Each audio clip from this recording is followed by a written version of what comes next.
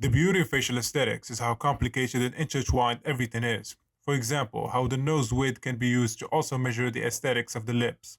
It can also be used to determine the ideal nose height, and how the zygomatic width or the width of the cheekbones at their widest part can be used to determine the attractiveness of the facial width to height ratio, your nose width, your eye spacing, and your jaw width. In today's video, we will look at how another facial feature also plays a significant role in frontal facial aesthetics in your side profile as well. This video, like many others, will be split into two main parts. How your chin height impacts your facial attractiveness and looks maxing the chin height. If you want to support the channel and get your face evaluated by me with personalized look maxing advice, link will be down in the description. If you want to read more about topics like these, you can check out my blog at nearfacerating.com. Without further ado, let's get this video started. So, in my last video, which covered a lot of facial ratios meant to determine facial attractiveness, shout out to the Look Maxing forum for compiling that list. One perked my interest, the midface to chin ratio. The purpose of these measurements are to show that the height of the midface and the height of the chin are related, and one affects the other. Both combined affect your overall attractiveness. You get this ratio by dividing the midface length by the chin length. And to extract the ideal ranges, we will look at the ratios extracted from men considered highly attractive and our models themselves. And I will butcher some of these names because I suck at pronouncing them. I apologize in advance. Miroslav Čech got a midface to chin ratio of 2.05. Simona's fam got a midface to chin ratio of 2.37. Christian Bell got a midface to chin ratio of 1.78. James Kakonje got a midface to chin ratio of 2.47. Cyrano got a midface to chin ratio of 1.71. Jeremy Meeks got a midface to chin ratio of 2.15. Gandhi got a midface to chin ratio of 1.91. Henry Cavill got a midface to chin ratio of 1.46.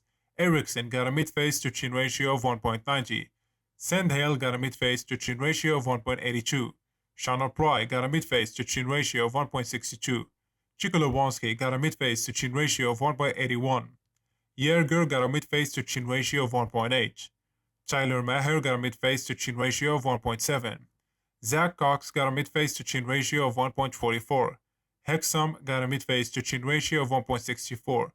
Broderick Hunter got a midface to chin ratio of 2.08.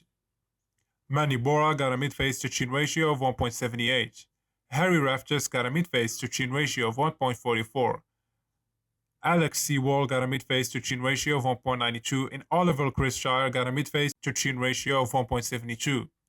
So we just got the measurements out of 21 faces, and the average out of these numbers are 1.83. The median number is 1.8.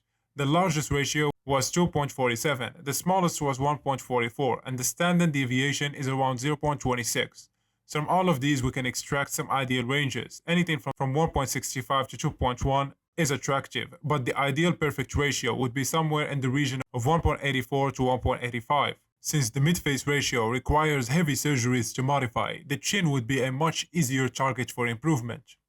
If your midface is within major flaw ranges below 0.9, making it very tall, then having a long chin will make this issue even worse. If your chin to philtrum ratio measures above 1 to 2.5, in this case, you should be getting the height reduced, which is not a complex surgery, which will shorten the overall face and improve the midface to chin height ratio.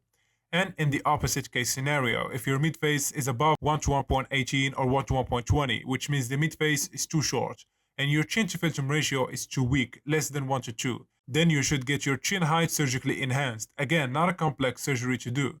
But what do you guys think about all of this? Let me know your thoughts down in the comment section.